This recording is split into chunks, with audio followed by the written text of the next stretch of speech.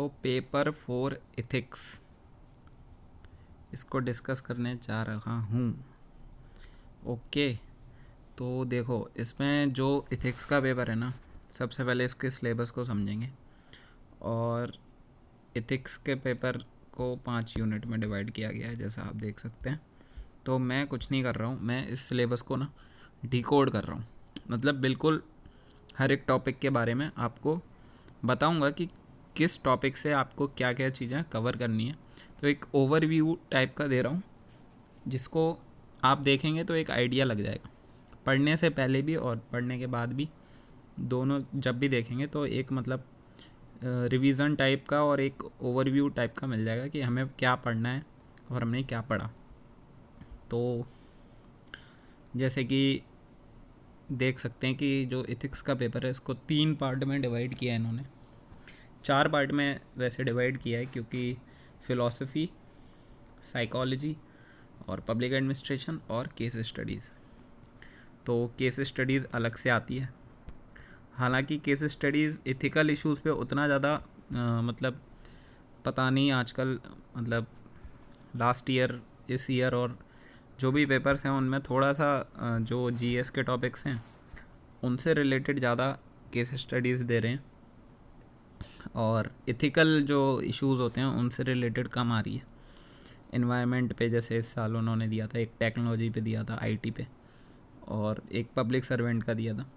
तो ethical issues को पता नहीं एक मतलब ऐसा आइडियल रहता है कि एक जो केस स्टडी है वो आपकी आती है एथिकल इश्यूज़ पे, एक सिविल सर्वेंट बेस्ड रहेगी कि आप कहीं सिविल सर्वेंट हैं, और जो एक देते हैं वो जीएस की देते हैं। कोई भी इशू होगा, एनवायरनमेंट का हो सकता है या फिर करप्शन का हो सकता है, तो उससे रिलेटेड जनरली हमें आंसर करने होते हैं। तो थोड़ा सा जो जीएस का पोर्शन होता है उसका यूज़ होता है उसमें। तो केस स्टडीज़ का देखेंगे, बाद में डिटेल में देखेंगे। और अभी इसमें देखते हैं कि जो यूनिट 1 है, अरे यार एक मिनट, इसको थोड़ा बड़ा करना पड़ेगा।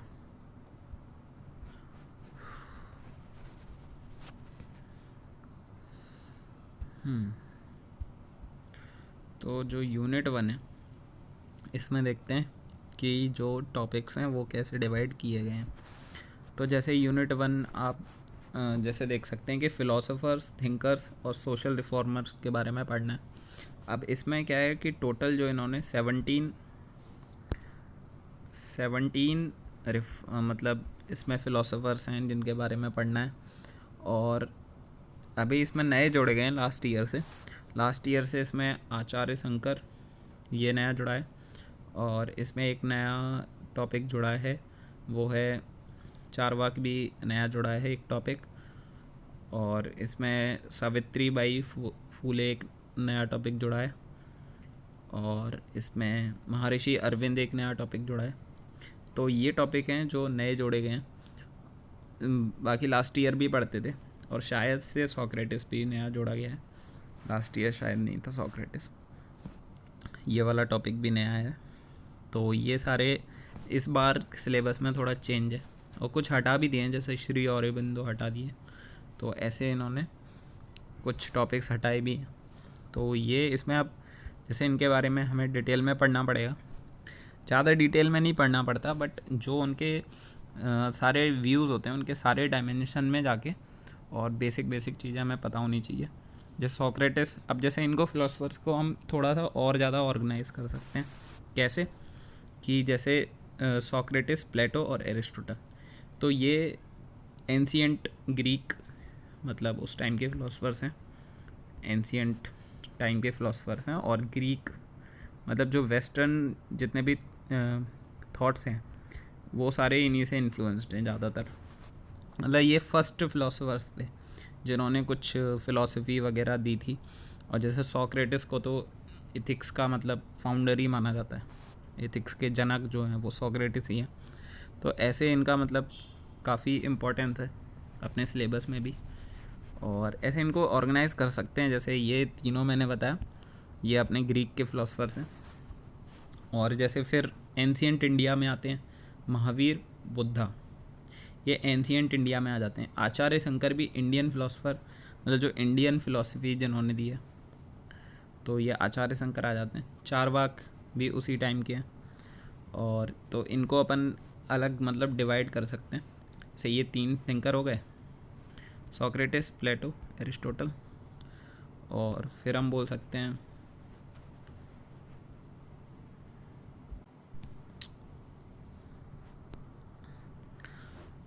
तो जैसे हम मैं बता रहा था कि जैसे ये सोक्रेटिस, यार सोक्रेटिस, प्लेटो और एरिस्टोटल, ये 3 फिलोसफर हैं, ये ग्रीक फिलोसफर हैं, एंशियंट ग्रीक।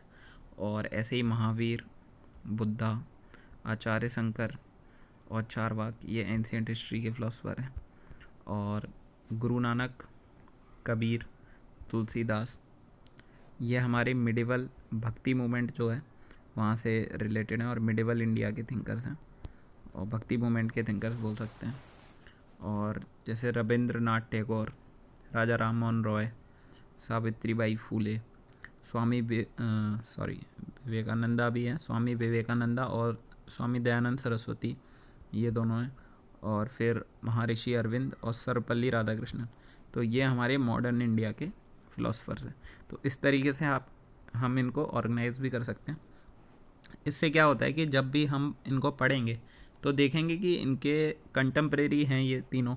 जैसे ऊपर ये तीनों मतलब एंशियंट ग्रीक के, तो इनकी जो आइडियोलॉजीज़ है और इनकी जो फिलॉसफी है वो इंटर रिलेटेड होती है। जैसे महावीर है, बुद्धा है, तो ये कंटेम्प्रेरी हैं, तो इनमें डिफरेंसेस भी होते हैं। तो ऐसे हम रिलेट करेंगे तो जो टॉपिक है वो ज़्यादा अच्छे से समझ पाएंगे। और जैसे चारवाक, ये भी उसी टाइम के थे, तो ये थोड़ा सा बोल सकते हैं मटीरियलिस्टिक फ़िलासफ़ी थी इनकी। तो ऐसे हम इन सारे थिंकर्स को मतलब ऑर्गेनाइज करके पढ़ेंगे ना। जैसे गुरु नानक, कबीर, तुलसीदास, तो इनका जो कॉन्टेक्स्ट है उस टाइम पे तो वो सेम ही था। तो ऐसे इनको हम ऑर्गेनाइज करके पढ़ेंगे, मॉडर्न इंडियन हिस्ट्री में पढ़ेंगे। ये हिस्ट्री में भी पढ़ते हैं हम ये वाला टॉपिक। राजा राम मोहन रॉय, रविन्द्रनाथ टैगोर थोड़ा लेटर पार्ट में आते हैं। जैसे राजा राम मोहन रॉय, स्वामी विवेकानंद और दयानंद सरस्वती, इनको हम पढ़ेंगे। तो ये जो है हमारे सोशल जो रिलीजियस रिफॉर्म्स हुए थे उस टाइम के फ़िलासफ़र्स हैं, सोशल रिफॉर्मर भी हैं। तो उनकी जो इन्होंने जो भी स्टेप्स लिए या इन्होंने जो भी आइडियोलॉजी थी वो सब हम पढ़ेंगे इंटर रिलेट करके, तो और अच्छे से इनको समझ पाएंगे। तो इस तरीके से यूनिट 1 को कवर करेंगे धीमे धीमे।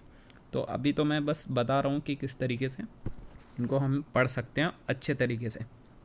बाकी जो अंदर से है वो जब डिटेल में बताऊँगा तब इनके बारे में फिर इंटर रिलेट करके अच्छे से बताऊँगा। तो फिर हम यूनिट 2 पे आते हैं।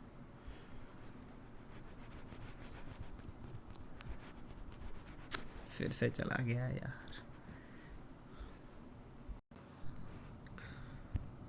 ओके, तो अब यूनिट 2 के बारे में देखते हैं। अब जैसे हमने देखा यूनिट 1 जो है वो फ़िलासफ़ी वाला पार्ट है जो हम यहाँ पे देख रहे थे। तो ये यूनिट 1 जो है वो फ़िलासफ़ी वाला पार्ट है। अब हम यूनिट 2 पे आते हैं।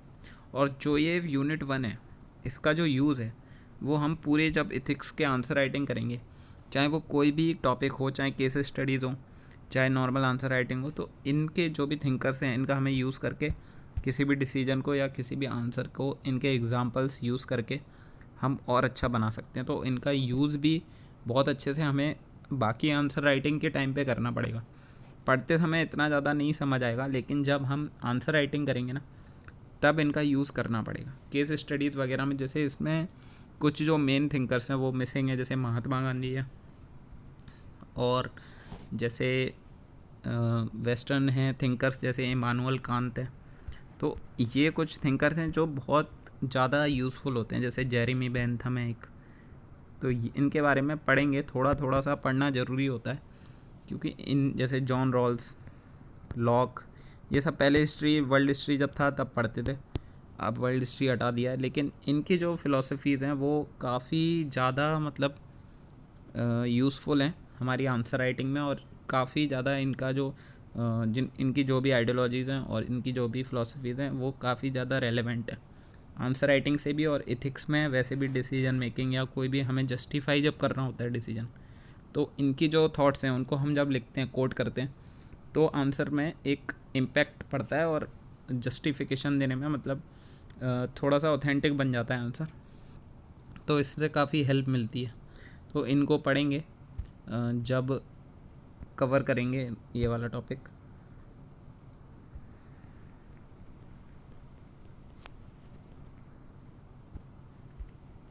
इस बार अच्छे से इरेज कर दिया। चलो यूनिट 2 के बारे में बताता हूँ थोड़ा सा। अब जैसे हमने देखा कि यूनिट 1 में फ़िलासफ़ी था, ऐसे ही यूनिट 2 में साइकोलॉजी वाला पार्ट जो है वो कवर किया गया है। तो ये ज़्यादातर थ्योरेटिकल होती है। जैसे एटीट्यूड है, तो इसमें जो भी टॉपिक दिए गए हैं, जैसे कंटेंट ऑफ एटीट्यूड, तो ये हम पढ़ेंगे, थ्योरेटिकल पार्ट है। इसमें 3 कंटेंट होते हैं एटीट्यूड के। एलिमेंट्स ऑफ एटीट्यूड क्या होते हैं, फंक्शंस क्या क्या होते हैं एटीट्यूड के, फॉर्मेशन कैसे फॉर्म होता है एटीट्यूड, एटीट्यूडनल चेंज कैसे ला सकते हैं, परसुएसिव कम्युनिकेशन पढ़ेंगे, और प्रेजुडिस, डिस्क्रिमिनेशन, यही एटीट्यूड, इनमें कैसे चेंज ला सकते हैं अपन। किसी भी अगर इंसान का एटीट्यूड डिस्क्रिमिनेटरी है तो उसमें कैसे चेंज लाएं, स्टीरियोटाइप्स हैं किसी के अंदर तो कैसे चेंज कर सकते हैं, और इनकी डेफिनेशंस भी पढ़ेंगे, बेसिक मतलब थोड़ा थोड़ा एग्ज़ाम्पल्स भी पढ़ेंगे इनके बारे में। तो एग्ज़ाम्पल्स के साथ बहुत इम्पोर्टेंट होगा, क्योंकि जनरली क्या होता है कि एग्ज़ाम्पल्स मिसिंग होते हैं आंसर्स में, बल्कि जो एक्स्ट्रा मार्क है ना वो एग्ज़ाम्पल से ही मिलते हैं, एथिक्स में खासकर। तो इसलिए कभी भी एग्ज़ाम्पल्स को हमेशा, जब भी कोई टॉपिक पढ़ रहे हैं ना, तो कोई भी अगर आपको न्यूज़पेपर में या कहीं भी एग्ज़ाम्पल्स मिलते हैं तो उनको रिलेट करके हमें लिख लेना चाहिए। ये क्या है, बाद में बहुत हेल्पफुल होते हैं।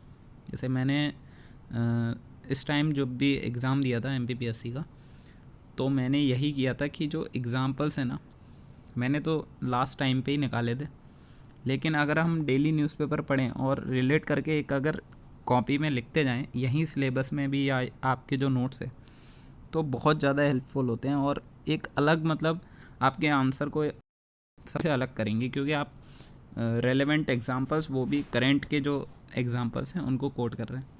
तो इसलिए एग्जांपल्स बहुत ज़्यादा इम्पोर्टेंट है। अब जैसे कि इसमें एटीट्यूड हो गया, एटीट्यूड के बाद हम एप्टीट्यूड वाला टॉपिक पढ़ते हैं। तो ये भी थ्योरेटिकल टॉपिक ही है एप्टीट्यूड, और इसमें जैसे मेंशन कर दिया है यहाँ पे एप्टीट्यूड एंड फाउंडेशनल वैल्यूज़। तो फाउंडेशनल वैल्यूज़ काफ़ी इम्पोर्टेंट है।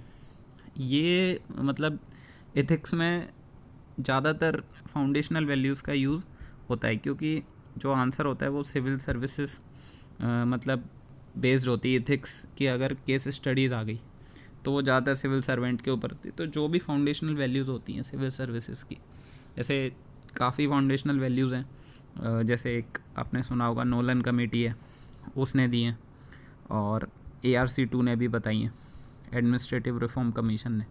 तो ये इसमें हम फाउंडेशनल वैल्यूज़ पढ़ते हैं। जैसे इसमें दी गई हैं, इंटीग्रिटी हो गई, इम्पार्शियलिटी हो गई, नॉन पार्टीशनशिप हो गया। अब इनमें डिफरेंस भी देखेंगे थोड़ा सा, इम्पार्शियलिटी और नॉन पार्टीशनशिप क्या थोड़ा सा जो डिफरेंस है वो क्या होता है, और थोड़ा एग्जांपल्स इनके इंटीग्रिटी है, जैसे इसकी डेफिनेशन, इसका एप्लीकेशन सिविल सर्विसेज में, और कैसे हम इंटीग्रिटी को इम्प्रूव कर सकते हैं, और इसके एग्जांपल्स। तो इस तरीके से आप एक मतलब नोट तैयार रखेंगे, एक पेज का, अपने आंसर के हिसाब से ही नोट्स बना लेंगे। जैसे इंटीग्रिटी का अगर 3 मार्कर में आता है तो उसकी डेफिनेशन और उसका एग्जाम्पल ये हमें लिखना है, और अगर ये वैसे आता है, बड़ा क्वेश्चन आता है, तो हमें इंटीग्रिटी का जैसे मैंने बताया डेफिनेशन, उसके एग्जांपल्स और उसका थोड़ा सा एप्लीकेशन, और कैसे हम इंटीग्रिटी को और इम्प्रूव कर सकते हैं। सिग्निफिकेंस वगैरह भी इसका बताएंगे आंसर राइटिंग में। जब आंसर मतलब नोट्स बनाएंगे तो ये थोड़ा सिग्निफिकेंस और कैसे सारी वैल्यूज़ इंटर रिलेटेड होती हैं, ये भी आपको कोई भी क्वेश्चन आए उसमें बताना है। तो जैसे इंटीग्रिटी हो गई, इम्पार्शियलिटी, नॉन पार्टीशनशिप हो गई, ऑब्जेक्टिविटी हो गई। ऑब्जेक्टिविटी क्या होता है, कोई भी डिसीजन है वो फैक्ट्स के बेसिस पे हम अगर और रैशनैलिटी से लेंगे तो वो ऑब्जेक्टिविटी कहलाता है। मतलब सब्जेक्टिविटी का अपोजिट ऑब्जेक्टिविटी होता है। अब जैसे डेडिकेशन टू पब्लिक सर्विस है, तो ये काफ़ी इंपॉर्टेंट वैल्यू हो जाती है। डेडिकेशन मतलब होता है कि मतलब अपने जो काम है उसको पूरे बोलते हैं डिवोशन के साथ करना। तो वही डेडिकेशन होता है कि काम सेल्फलेसली करना, ये डेडिकेशन होता है। तो डेडिकेशन टू पब्लिक सर्विस, तो ये हम पढ़ेंगे। फिर एम्पैथी आ जाता है। एम्पैथी मतलब इसमें जैसे सिंपैथी और एम्पैथी में डिफरेंस पढ़ते हैं, और कंपैशन भी होता है एम्पैथी के नेक्स्ट पे, जैसे कंपैशन आता है। डिग्री वाइज बात करते हैं तो जैसे सिंपैथी होता है, फिर एम्पैथी, और जो हाईएस्ट डिग्री का होता है वो कंपैशन होता है। सिंपैथी जैसे नॉर्मली बोलते हैं कि हम लोगों को मतलब सिंपैथाइज करें, मतलब उनको सांत्वना दें। हिंदी में थोड़ा बोल नहीं पा रहा हूँ सही क्या होती है, पर ऐसे हम बोलते हैं ना। तो सिंपैथी मतलब सिर्फ बाहर से हम फील, मतलब उनको बोल देते हैं कि हाँ ठीक है, मतलब हमें भी ऐसा लग रहा है, आप थोड़ा सा बाहर से सांत्वना दे देते हैं। एम्पैथी में होता है कि हम जैसे कोई अगर सैड फील कर रहा है तो वो क्यों सैड फील कर रहा है, हम उसकी जो स्टेट है उसमें जाके फील करते हैं। इसमें ऐसा भी बोलते हैं कि मतलब उसकी जगह पे जाकर उसकी जो कंडीशन है, उसकी जो सिचुएशन है, वो जो फील कर रहा है उसको फील करना, ये एम्पैथी होता है। मतलब इसमें एक रियल फीलिंग होती है कि हम वो फील कर पा रहे हैं जो सामने वाला भी कर पा रहा है। तो इससे क्या होता है कि हम उसको, उस दुख को या उसकी उस प्रॉब्लम को सॉल्व करने के लिए और ज़्यादा अच्छे से समझ पाते हैं। और एम्पैथी से ही इमोशनल इंटेलिजेंस होता है, उसमें भी एम्पैथी का बहुत रोल होता है, तो ये भी पढ़ेंगे। और कंपैशन होता है टुवर्ड्स, तो कंपैशन जो है वो ज़्यादातर वीकर सेक्शन या जो वल्नरेबल सेक्शन होते हैं उनकी तरफ होता है। तो कंपैशन को उस कॉन्टेक्स्ट में इस्तेमाल करते हैं। तो फिर इसके बाद जो टॉपिक आता है वो है इमोशनल इंटेलिजेंस। अब ये भी बहुत ज़्यादा मतलब फैक्चुअल टॉपिक है, और इसमें एग्जाम्पल्स भी कोट करना है। जैसे इसमें इन्होंने लिखा है, जैसे emotional intelligence concepts, their utilities and application in administration and governance. तो ये जो पार्ट है ना एप्लीकेशन, ये आपको हर वैल्यू के लिए तैयार करना है, एप्लीकेशन वाला पार्ट। और कॉन्सेप्ट्स, उनकी यूटिलिटीज़, ये मतलब जो इन्होंने इमोशनल इंटेलिजेंस में बोला है, ये इमोशनल इंटेलिजेंस के लिए तैयार करना है। इसी पैटर्न में हमें बाकी वैल्यूज़ के लिए आंसर रेडी रखना है। और इसमें एक चीज़ और जोड़ लेनी है कि स्टेप्स टू मतलब इम्प्रूव दीज वैल्यूज़, कोई भी वैल्यूज़ हो, इमोशनल इंटेलिजेंस हो या फिर इंटीग्रिटी है या फिर कोई भी वैल्यू है, ऑब्जेक्टिविटी है, इन सबको कैसे हम और ज़्यादा इम्प्रूव कर सकते हैं, क्या क्या स्टेप ले सकते हैं इनको इम्प्रूव करने के लिए। तो हमें ये भी तैयार करना है साथ में नोट मेकिंग में। ये मैं थोड़ा आपको डिटेल में बता रहा हूँ जिससे कि सिंप्लीफाई पहले ही हमें पता चल जाए कि हमें क्या क्या तैयार रखना है जब भी नोट्स बनाने हैं, या फिर आप अगर सिलेबस के बाद में भी इस वीडियो को देखेंगे तो एक मतलब ओवरव्यू हो जाएगा। और ये टॉपिक इन्होंने एक लिख दिया इंडिविजुअल डिफरेंसेस, ये मुझे भी ज़्यादा समझ नहीं आ रहा। इंडिविजुअल डिफरेंसेस ये लगता है अलग से लिख दिया है या मिसप्रिंट हो गया है, तो ये टॉपिक थोड़ा सा अलग है, इसको देखना पड़ेगा। अभी मुझे कोई आइडिया नहीं है इसमें क्या होता है। तो अब हम चलते हैं यूनिट 3 की तरफ। ये हमने जो यूनिट 2 है ये हमारा साइकोलॉजी वाला पार्ट है, साइकोलॉजी वाला पार्ट हमने कवर कर लिया है इसमें। अब हम यूनिट 3 में देखते हैं क्या पढ़ना है। तो यूनिट 3 में जैसे human needs and motivation, ethics and values in public administration. तो जो थर्ड टॉपिक इन्होंने लिखा था पब्लिक एडमिनिस्ट्रेशन, इसमें वैल्यूज़ भी हैं और पब्लिक एडमिनिस्ट्रेशन मेनली इसमें ये अलग से भी टॉपिक इन्होंने दिया है पब्लिक एडमिनिस्ट्रेशन। इसमें एथिकल वाला इश्यूज़ है, मतलब वैल्यूज़ इन पब्लिक एडमिनिस्ट्रेशन है ये। जो पब्लिक एडमिनिस्ट्रेशन है वो अलग दिया गया है, शायद पेपर 2 में दिया गया है। तो इसमें जो है हम वैल्यूज़ कवर करेंगे। जैसे ऊपर वाले टॉपिक में भी इन्होंने वैल्यूज़ मेंशन की थी, इस वाले में ये इसी से रिलेटेड ही है थोड़ा सा, जैसे इंटीग्रिटी, अकाउंटेबिलिटी एंड ट्रांसपेरेंसी। तो ये वाला जो टॉपिक है वो वैल्यूज़ में ही हमारा ज़्यादातर कवर हो जाता है। बस इसमें क्या है, अकाउंटेबिलिटी एंड ट्रांसपेरेंसी, ये एक टॉपिक कवर हो जाएगा। और ये वैसे जब पढ़ेंगे तो वैल्यूज़ में भी आ जाता है ये टॉपिक, तो उसके साथ भी कर सकते हैं इसको कवर, अलग से भी कर सकते हैं। और ये टॉपिक हो गया, एक मिनट,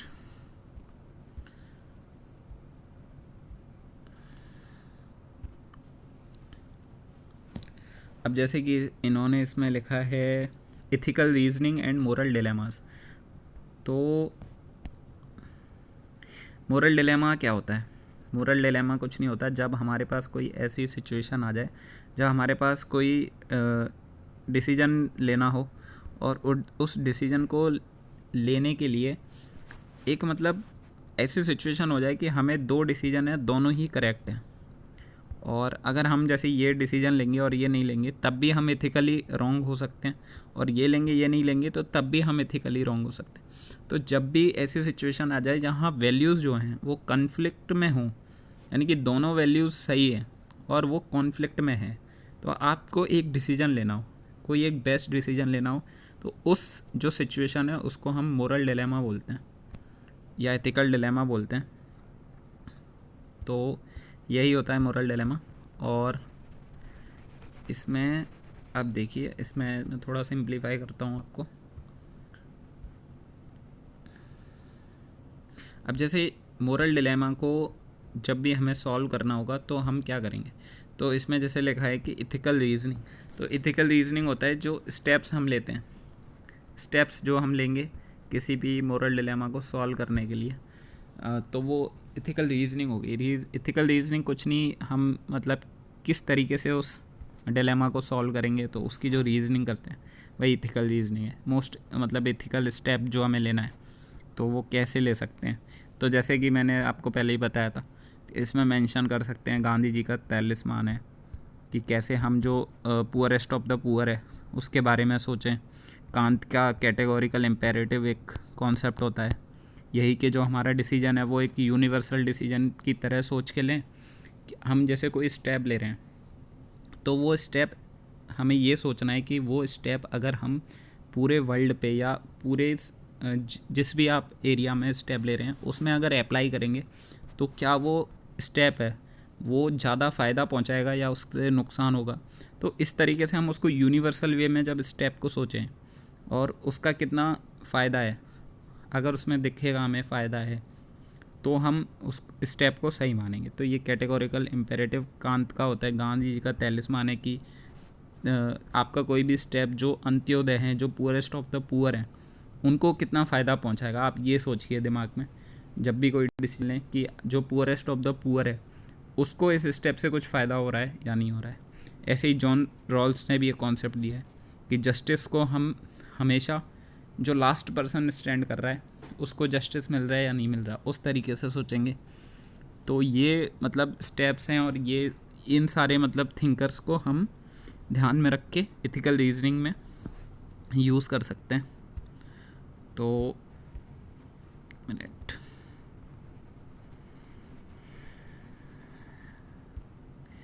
अब जैसे कि इसमें अगला टॉपिक है conscience as a source of ethical guidance. तो इसमें कुछ नहीं, जो कंसाइंस क्या होती है, कंसाइंस हम अपनी जो इनर वॉइस है तो उसका हम कैसे डिसीजन, इथिकल गाइडेंस कुछ नहीं होता, जो इथिकल डिसीजन मेकिंग है वही इथिकल गाइडेंस है। तो कंसाइंस हमें कैसे गाइड करता है इथिकल डिसीजन मेकिंग में, तो वही conscience as a source of ethical guidance हो गया। तो सबका कंसाइंस अलग अलग होता है तो सब अलग अलग डिसीजन ले सकते हैं। तो ये आपको मिल जाएगा टॉपिक जब पढ़ेंगे, तो एक इसमें मतलब एक 3 मार्कर का क्वेश्चन और एक वही बड़ा क्वेश्चन हम रेडी कर लेंगे, तो ऐसे ये टॉपिक भी कवर हो जाएगा। और फिर जैसे इसमें दिया गया code of conduct for civil servants, तो ये टॉपिक भी काफ़ी फैक्चुअल है। अब क्या क्या कोड ऑफ कंडक्ट होते हैं सिविल सर्वेंट्स के, तो 2-3 एक्ट हैं शायद, All India Service code of conduct act है, ईयर मुझे याद नहीं है, 64 या 68 है। ऐसे ही civil services code of conduct act है, और भी होते हैं जैसे आईपीसी है, प्रिवेंशन ऑफ करप्शन एक्ट है। तो ऐसे ही एक्ट पे, इन एक्ट्स में मेंशन है, कॉन्स्टिट्यूशन ऑफ इंडिया में भी मेंशन है थोड़ा बहुत कि कैसे सिविल सर्वेंट को अपना जो भी कंडक्ट है वो कैसा होना चाहिए सिविल सर्वेंट का। तो ये सारे हम इसमें कवर कर लेंगे। और अगर थोड़ा सा मैं आपको बताऊं इसमें, तो जो कोड ऑफ कंडक्ट है वो किसी भी सिविल सर्वेंट का है ना, तो वो डिफ़ाइन रहता है, सारे एरियाज़ में डिफ़ाइन रहता है, उसकी प्रोफेशनल लाइफ, उसकी पर्सनल लाइफ, उसकी पब्लिक लाइफ। तो ये हर फील्ड में डिफ़ाइन कर देते हैं। जैसे आप कोई गिफ्ट नहीं ले सकते, प्रोफेशनल लाइफ में आप कभी मीडिया पर्सन मतलब मीडिया में नहीं जा सकते without the permission of the government. Personal life में यही सारे होते हैं कि आपको अपने एसेट वगैरह ये सब डिक्लेयर करने पड़ेंगे। आप किसी को मतलब जॉब नहीं मतलब हेल्प नहीं कर सकते गवर्नमेंट जॉब वगैरह लेने के लिए। ऐसे काफ़ी मतलब प्रोविज़न्स हैं, तो वो सारे हम डिवाइड करके ऐसे लिख लेते हैं। तो ये कोड ऑफ कंडक्ट में हम पढ़ लेंगे। और वेट, इसका थोड़ा वो भी पढ़ लेंगे कि क्या क्रिटिसिज्म है और क्या एडवांटेज डिसएडवांटेज हैं इसमें, क्या क्या प्रॉब्लम्स हैं, क्या इम्प्रूव कर सकते हैं। कमिटीज़ वगैरह ने कुछ रिकमेंडेशंस भी दी हैं, तो उनके बारे में भी पढ़ लेंगे। अब इम्प्लीमेंटेशन ऑफ हायर वैल्यूज़। अब हायर वैल्यूज़ क्या होती हैं? हायर वैल्यूज़ वो होती हैं जो मतलब जैसे इंटीग्रिटी हो गई, है ना, और जैसे ये सारी हायर वैल्यूज़ ही होती हैं। जो वैल्यूज़ हम पढ़ रहे हैं ना, ये सारी हायर वैल्यूज़ ही हैं। तो जैसे अकाउंटेबिलिटी है, लेकिन इससे भी बड़ी जैसे हायर वैल्यू हो तो वो रिस्पॉन्सिबिलिटी होती है।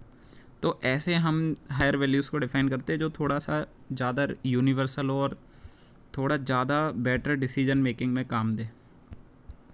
जैसे ट्रुथ है, तो ट्रुथ क्या है? ट्रुथ एक हायर वैल्यू है, उसमें मतलब कोई हम कॉम्प्रोमाइज़ नहीं कर सकते उस वैल्यू से। तो ऐसे जो हायर वैल्यूज़ होती हैं उनका कैसे गवर्नेंस में यूज़ कर सकते हैं, वो हमें देखना है। तो ये आपका जो है वो पब्लिक एडमिनिस्ट्रेशन मतलब 3 में डिवाइड किया था। और जो यूनिट 4 है करप्शन, ये बहुत ही ज़्यादा फैक्चुअल यूनिट है और स्कोरिंग है, मतलब ये छोटा सा भी है। इसमें बिल्कुल जैसे लिखा है उसी तरीके से आपको सारे जो टॉपिक्स हैं वो कवर कर लेना है एक क्वेश्चन आंसर फॉर्मेट में। जैसे टाइप्स ऑफ करप्शन एक बन जाएगा, कॉजेज़ ऑफ करप्शन एक आपका नोट मतलब होना चाहिए, और एग्ज़ाम्पल्स सारे हम जैसे मैंने पहले भी बताया कि सारे टॉपिक के एग्ज़ाम्पल्स आप इंटरनेट पे सर्च करके भी लिख सकते हैं, आप न्यूज़पेपर से करंट अफेयर से भी लिख सकते हैं। तो ये सारे एग्ज़ाम्पल्स ज़रूर लिखते चलें, क्योंकि एग्ज़ाम्पल्स ही हैं जो आपके आंसर को बाकी लोगों के आंसर से अलग बनाएंगे।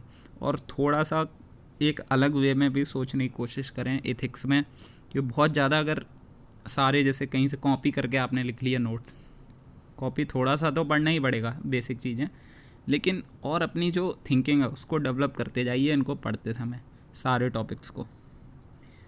जैसे इसमें टाइप्स हो गया, कॉजेज़ हो गया, जैसे इफ़ेक्ट्स ऑफ करप्शन है। तो ये तो बेसिक मतलब अपन आपको तैयार करना ही है। अब जैसे ये एक टॉपिक हो गया करप्शन वाला, और अप्रोचेस टू मिनिमाइज़ करप्शन, क्या क्या अप्रोच हो सकती हैं करप्शन को मिनिमाइज़ करने की, है ना। काफ़ी अप्रोच होती हैं, ये डिटेल में अभी तो नहीं बता पाऊँगा, बट मैं आगे कोशिश करूँगा कि आपको इसमें डिटेल में भी अच्छे से एक्सप्लेन करूँ। इथिक्स का जो सिलेबस है ना बहुत अच्छे से डिफाइंड है और बहुत ही बोल सकते हैं कि स्कोरिंग है ये। अगर आप अच्छे से, अब मैंने स्कोर कितना किया है ये पता नहीं है बट है स्कोरिंग, मैं बता रहा हूँ।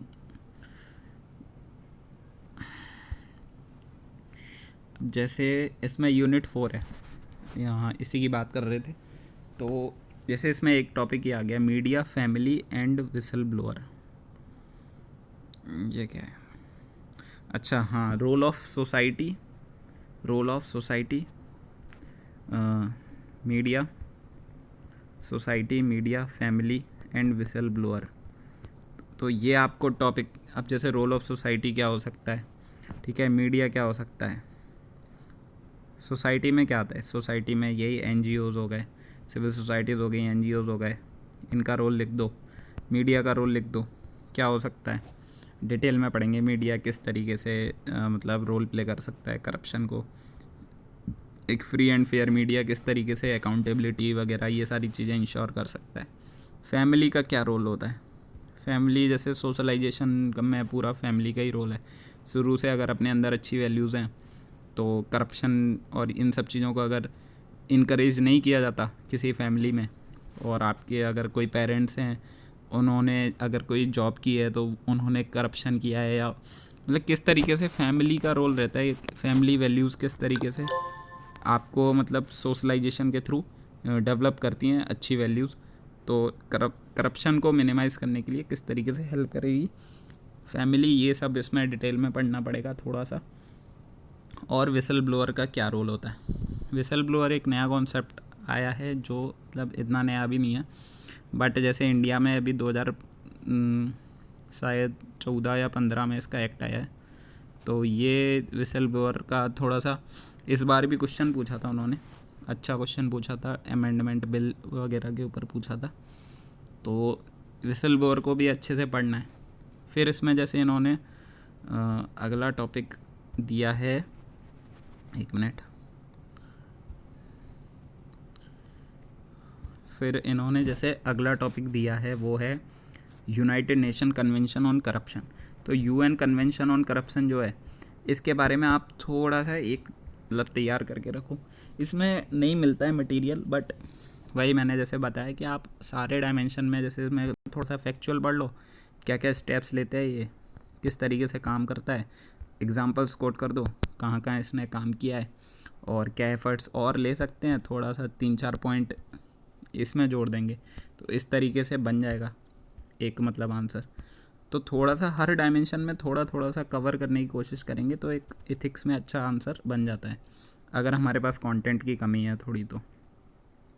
अब जैसे इसमें ट्रांसपेरेंसी इंटरनेशनल है, मेजरिंग करप्शन है। अब मेजरिंग करप्शन में भी क्या क्या मेथड्स होते हैं करप्शन को मेज़र करने के, तो अलग अलग मेथड है, जैसे कि रिपोर्ट्स होती हैं, इंडेक्सेस होते हैं, सर्वेज होते हैं।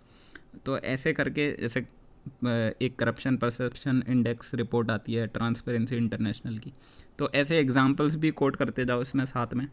मेजरिंग करप्शन में रिपोर्ट्स आती हैं, है ना, बहुत सारे सर्वेज होते हैं, इंडेक्स आते हैं, रैंक करते हैं कंट्रीज़ को, और मतलब ऐसे सर्वेज रिपोर्ट्स वगैरह होती हैं। थोड़ा सा करप्शन मेज़र करने के लिए थोड़ा सा वैसे बोल सकते हैं कि एनजीओज़ वगैरह भी काफ़ी काम करते हैं इसमें, जैसे ट्रांसपेरेंसी इंटरनेशनल एक एनजीओ ही है।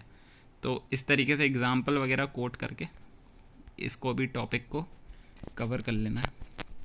अब जैसे इसमें अगला जो टॉपिक है वो दिया गया है ट्रांसपेरेंसी इंटरनेशनल।